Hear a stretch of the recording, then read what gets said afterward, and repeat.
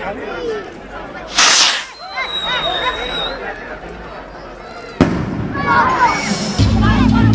tarda s'ha fet entrega del Premi Nacional de Cultura, que atorga la Generalitat. Durant la gala s'han llegit poemes i s'han representat fragments d'obres de teatre. Per concloure, el premiat ha fet el seu discurs que ha estat dedicat al patrimoni. Com es construeix i quins elements són claus. Els deixem amb un breu resum.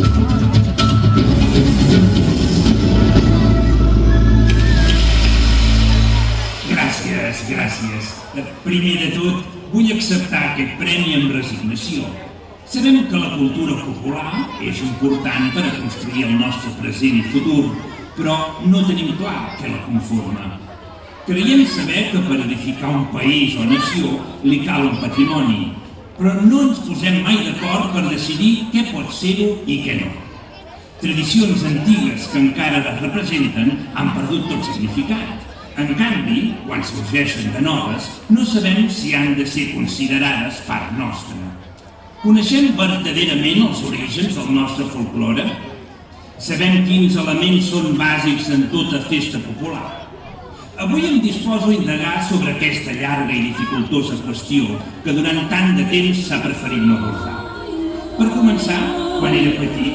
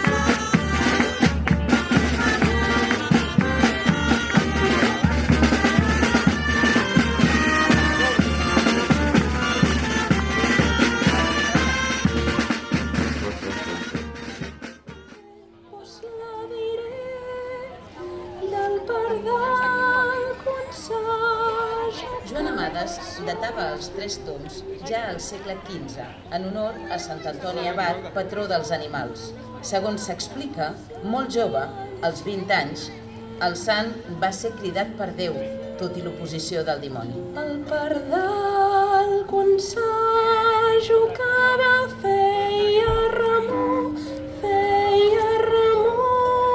Quan era més petit, recordo com esperàvem candeletes aquell dia de gener que la gresca tornava al carrer. Els 3 toms. El primer tom sempre me'l perdia, doncs trigàvem una bona estona per trobar bona visió. Pel segon sempre corríem, ja que el pare era pagès i demanava sempre bona collita. En canvi, el tercer sempre se'm feia pesat. Els mateixos animals tornaven a passar, aquest cop per fugir dels dimonis.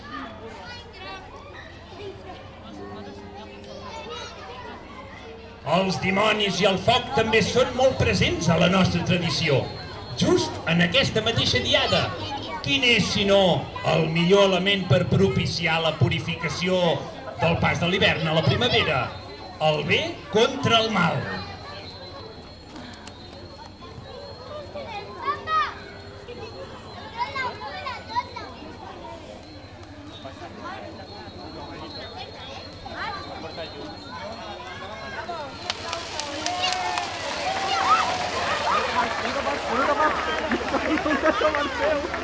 Estareu en un correfoc així.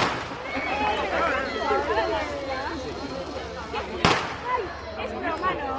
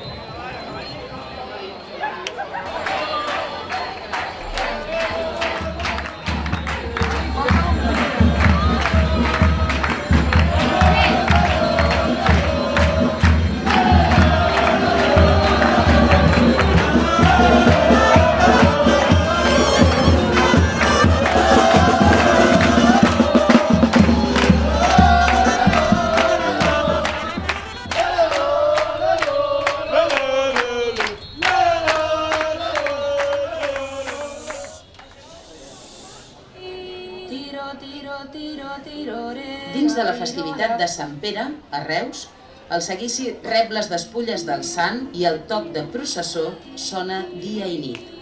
El seguici es conforma de figures com els gegants, el drac, el basilisc, l'àliga i danses, tots en formació des de la plaça del Mercadal fins a l'església de Sant Pere. Tiro, tiro, tiro, tirora. Tiro, tiro, tiro, tirorera. Quan em vaig fer més gran, vaig anar a viure durant 6 anys a Reus. Recordo casa meva. Era a 2 carrers de la plaça del Mercadal. Tenia un balcó ple de roses. Cada dia sortia a regar-les. Les cuidava com filles meves. Cada vegada que passava un dia més, em preocupava més per elles i les transplantava i les movia de lloc en funció dels raigs de sol. De vegades, però, hi perdia l'interès i ja no hi pensava. En canvi, d'altres dies em renyava a mi mateix per no haver-les estimat prou, tal com passa amb els elements, que molts cops no els sabem valorar.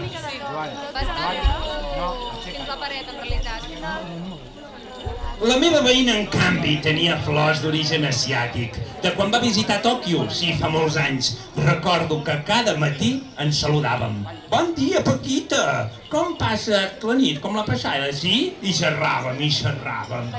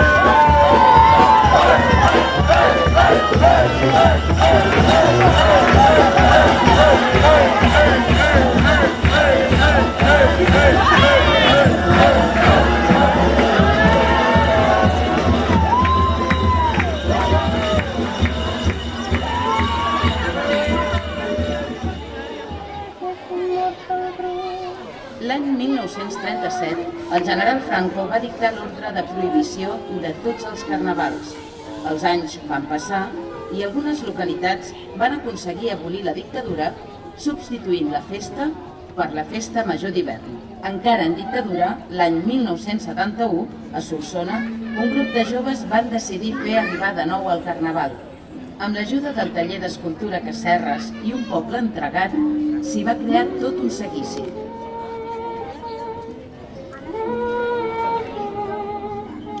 Per mi va ser tot un honor ser escollit mata-ruc d'honor. Encara recordo l'instant quan vaig arribar. Tothom vestia amb bates de les comparses, els carrers es disfressaven de colors lluents i la cridòria s'oïa dalt del campanar. Em van posar unes orelles de ruc, perquè em van advertir que les meves no eren prou grans i prou potents per escoltar tot un poble cantar, saltar i ballar mentre jo, home esforç, tirava d'una corda que subjectava un ruc que, pobre, volia menjar unes herbes en temps de sequera. I el van penjar! El van penjar!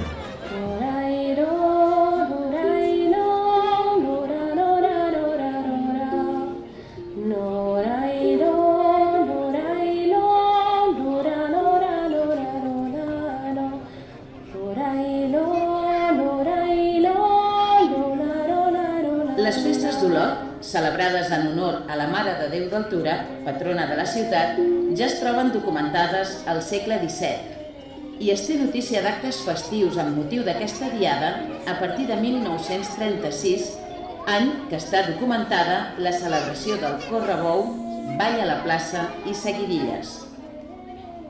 És una de les festes majors estivals més concorreguda de Catalunya i es desenvolupen íntegrament dins de la ciutat, sobretot al nucli antic.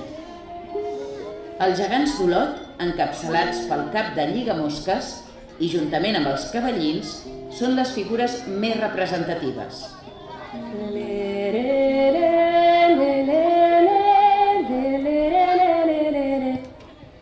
Ja més de gran vaig decidir viure envoltat de muntanyes i prats. Vaig trobar un pis a la mateixa plaça Major i al costat vivia la Teresa. Des del meu balcó veia com al llevar-se saludava tots els olotins. Bon dia, senyora carnissera. Senyor pastisser, el seu pastís era boníssim. Oh, jo la convidava a passar les festes al meu balcó i així vèiem els gegants ballar.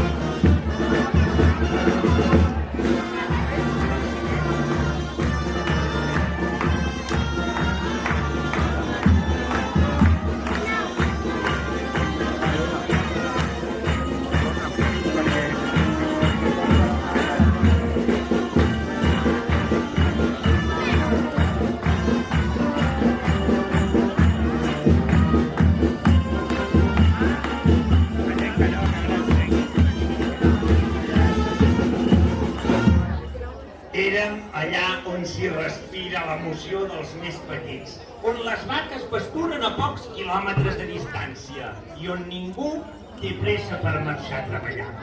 Érem de festa major. La cobla manava, la canalla jeia i nosaltres fèiem petar la xerrada. El primer ball és ell qui s'allunya, però tots dos es troben finalment al centre de la plaça, on es donen les mans i s'allunyen rodant sobre si mateixos.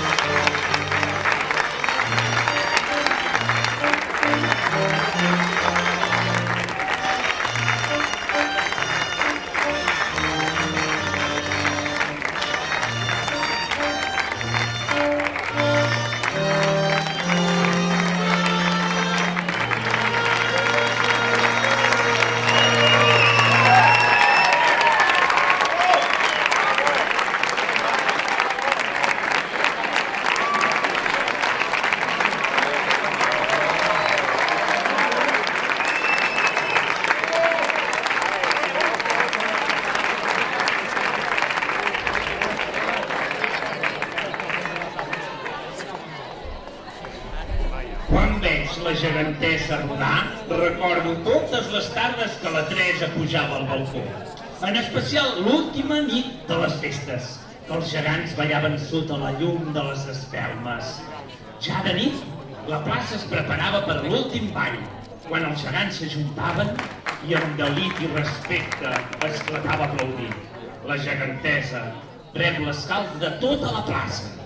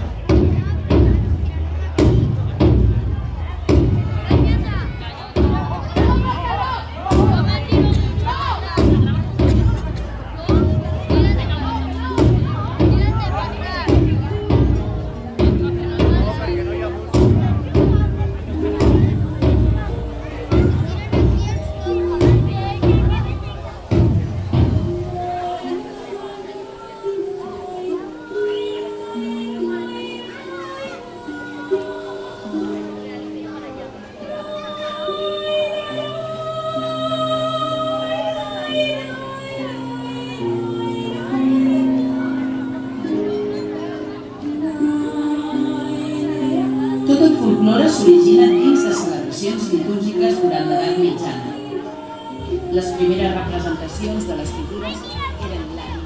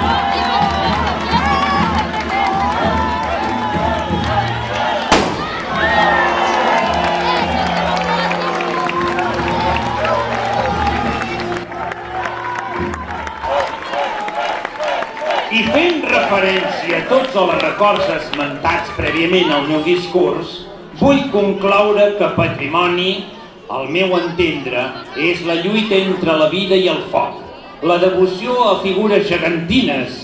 Patrimoni és la disbauxa del carnaval i les danses perfectament executades des de fa tant de temps.